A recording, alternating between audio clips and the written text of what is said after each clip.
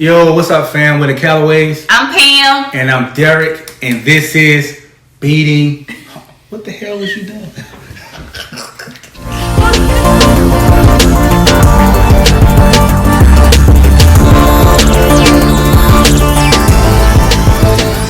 Again, we're back today for our video, and we began effective communication series, so to say. And so this will be part 2.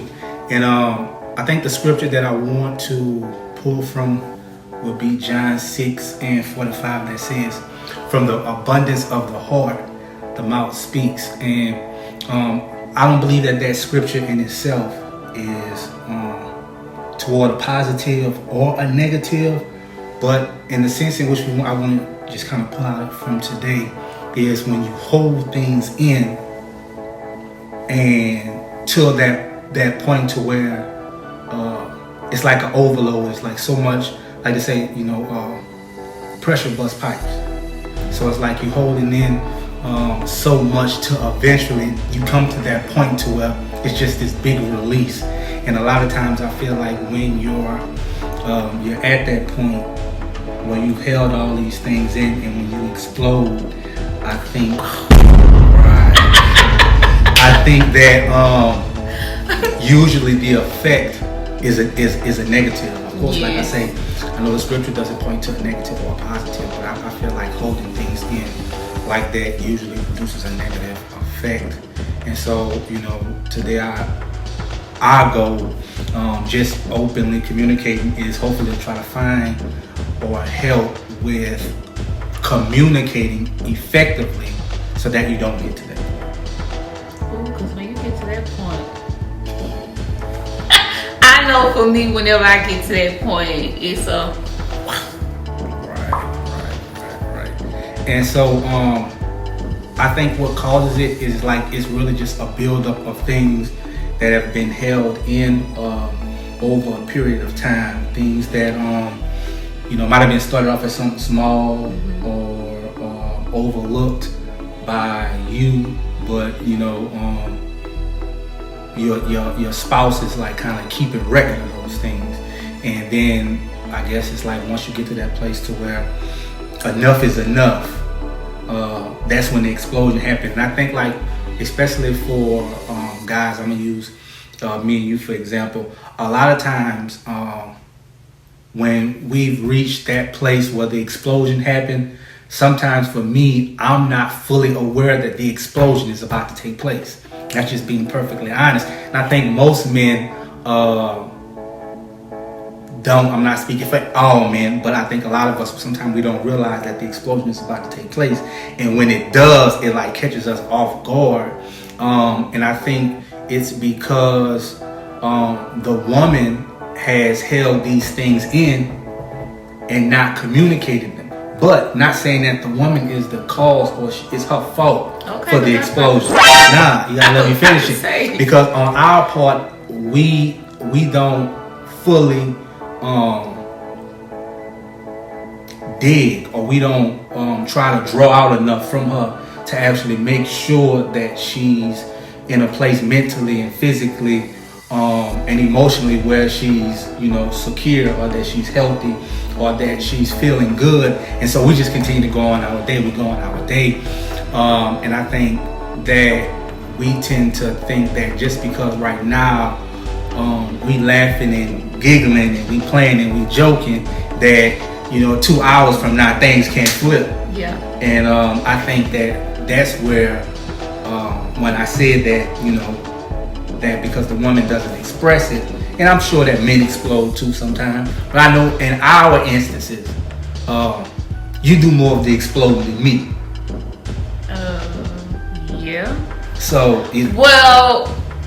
my explosion may just look different from yours, I guess, because like with me, my tone, and I'm a little bit more aggressive, but men have their moments where they explode too. It just looks different from a woman. When a woman explodes, we go from 0 to 100 real quick, and so we kind of put a little bit of emotions in it, but y'all have y'all moments as well. So a lot of bit emotions in it. A lot of bit. Not a little bit, a lot of bit. Well, But I think that opening up that line of healthy communication is what's going to be needed to actually, be counteractive against that. Because in marriages, like I know for us, we're not a textbook perfect marriage. We have our issues just like any other married couple. But I think it's what helps us when those times occur, and what helps us to avoid those times being a constant occurrence is because we do tend to take out time to actually, talk and communicate, whether it's if we just both sitting in the tub and we just, talking or expressing, how we feel in certain things like that, or whether, we're out in the back, talking, driving, whatever it is that we open up a line of communication to where those things can be expressed. But you still do have those times when, that line of communication is not open as it should be. Yeah.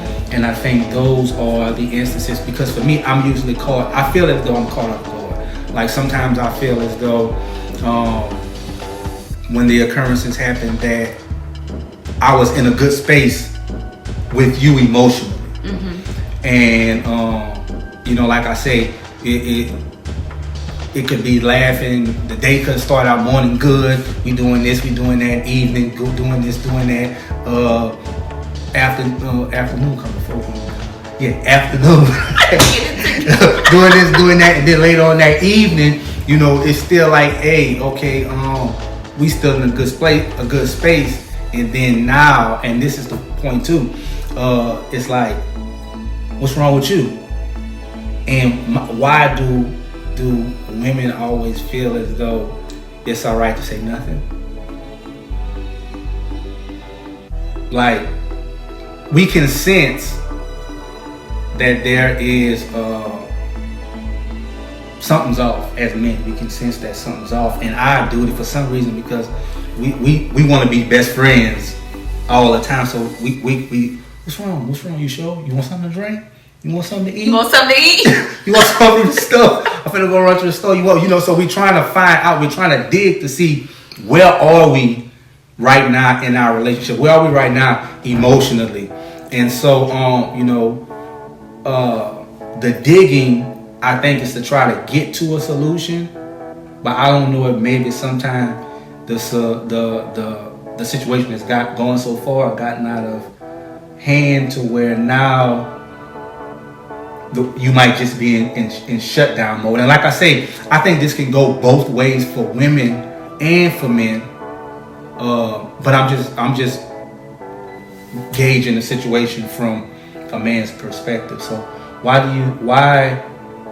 help us as men understand why or how sometimes we miss it with you all emotionally, and then once we late on catching it and we try to be like, what's wrong?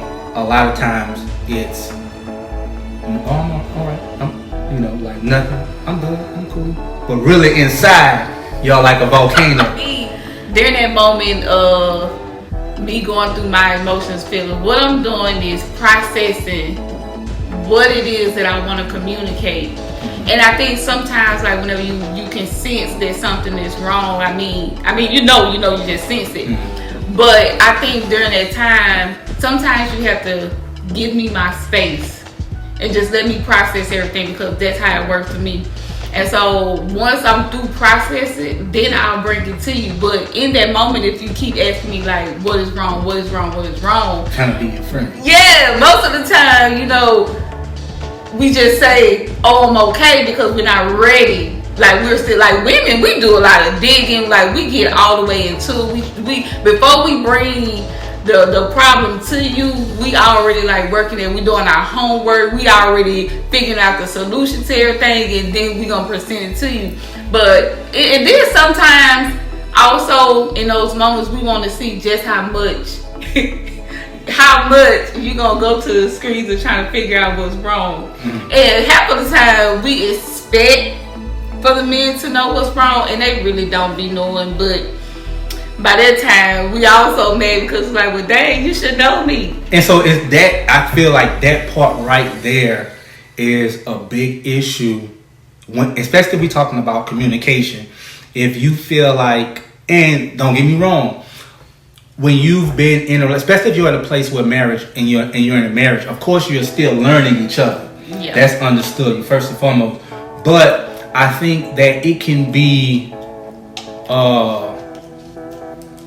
kind of pushing it to say that your spouse should know what's wrong with you, and in every instance. Now, in some instances, of course, because whether there might be trauma, there are certain things that trigger your spouse to respond or to react a certain way, and then you already know what the deal is. But I think that the phrase "you should know," whether it's coming from the mouth of the husband or the mouth of the woman, that puts the other spouse in a place of confusion, because now you have to try to guess or have to try to do homework or dig to find out what could possibly be wrong with your spouse. And I think that the way to eliminate, I feel like having to guess in that statement, "you should know," creates a gray area.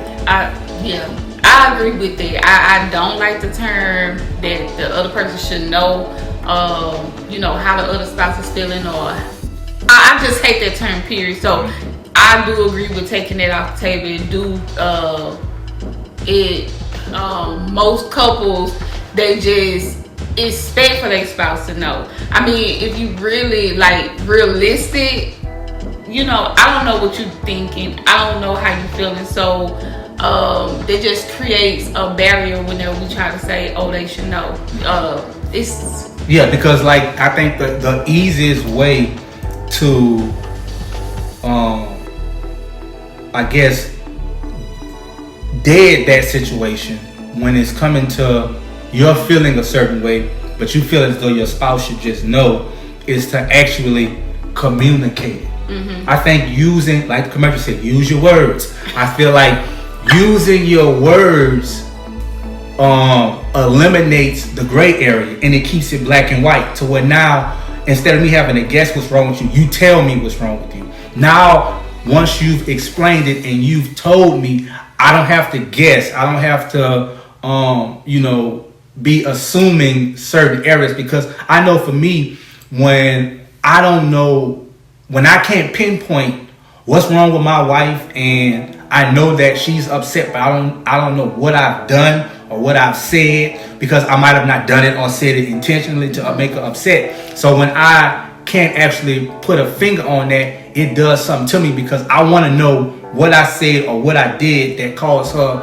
to be in whatever mode she's in, so that I can now be proactive at not continually doing that said thing, or saying that said thing to make her feel that way. But unless your spouse verbally tells you, "Hey, when you said this, or when you compare me to that person, or when you say I don't do this enough," or whatever it was that was done or said that made your spouse feel some type of way, that puts the finger on it, that lets you know this is the issue, this is what happened. So going forward, I know that this is something that I have to make either a priority or something that I have to be more conscious about when I'm speaking with my wife, or you're speaking with your husband, or when you're engaging them in certain ways, so that you don't create this anonymous feeling, and now you're trying to pinpoint what's going on. Hold on, what happened? Like we was just smiling, laughing, and kikiing an hour ago, but now, yeah. So, that was something I feel has to be a priority in marriages, because I think that most marriages are destroyed for a lack of communication. Mm-hmm. I think that because we aren't conscious and effective with our communication, it puts up these false senses of making it seem as though things are better than what they are. But when you're free to speak on them, I think that what actually brings the healing to the marriage or to the relationship, which I think gives it a better chance of thriving. I believe it would give it more longevity if there was, open communication in that area. Yeah, I think a lot of people shy away from, really being honest when communicating. Because I know sometimes for me, it's like I want to communicate how I'm feeling or something that's bothering me, but I also want to protect your feelings as well. So sometimes I don't want to say because I'm like, oh, okay, well, I don't want to hurt his feeling. I don't want him to feel bad or to feel like he's not doing what he should. But, I think some people shy away because they don't know how to approach their spouse and say, what it is that they feel and be truthful about it without the other person feeling some type of way. So I think that's another reason why most people kind of shy away or don't really say what it is that they want to say. Yeah, just wanting to protect them feelings. Yeah, and that's I believe that's perfectly understandable. Because you're wanting, you don't want that person to feel like they're not enough. Or they're not good enough, so. Or you don't even want them to feel like they're being attacked. Right, and that's definitely that'll definitely cause issues to arise because I could be if I did something wrong and you say something toward me in a way that makes me feel attacked, my natural instinct is to point out, well, what you do wrong? What are you talking about? Wait, you petty with that. You petty with that. You don't do that. So, it's like, oh, you saying I don't do this, but I don't say nothing when you do this or when you do that, and a lot of times I believe that goes back to still holding that in. Because even if, let's say for instance, you say something to me in a way that you're telling me, all right, you did this, and that's either out of line or inappropriate or just whatever it is, and then or that I said or I did something that you don't like, right?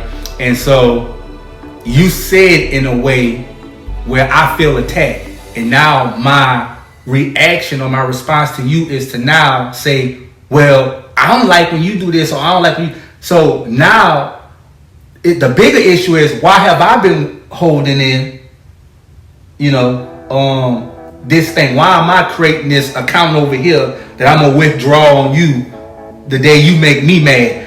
So it's even then it's still going back to that, from the abundance of the heart, the mouth speaks. Whenever I think of you're dealing with the heart, you're dealing with what's internal. And so if it's on your heart, speak on it when it arises. Yeah. Don't wait till mad day comes to then want to withdraw all that, because now you're finna create this this screaming match, this battle where you're going back and forth about who's the better spouse and who does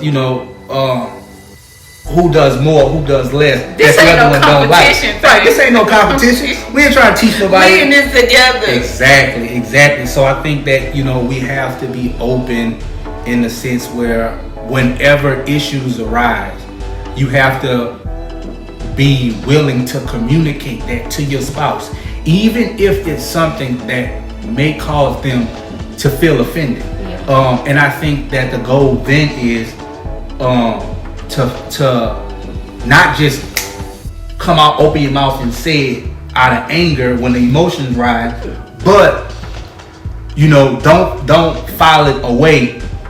Keep it something in the forefront, but find out and understand, all right, this is how I'm going to communicate this to them, so that